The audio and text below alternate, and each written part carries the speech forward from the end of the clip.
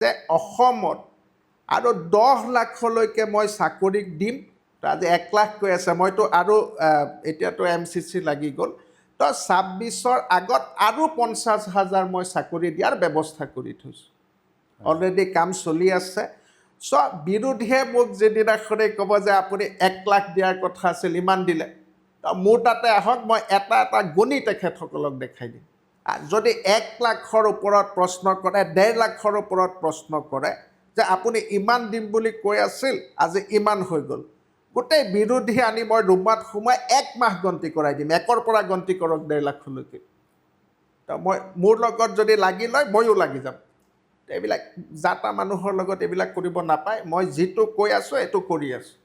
আৰু মই কৈ আছোঁ যে অসমত আৰু 10 লাখলৈকে মই চাকৰিক দিম আৰু চাকৰিৰ ব্যৱস্থা কৰি দিম 2030 চনলৈকে। আৰু যদি পাৰোঁ, প্ৰতি বছৰে মই যদি 2 লাখকৈ দিওঁ, 5 বছৰত 10 লাখ চাকৰি কমপ্লিট।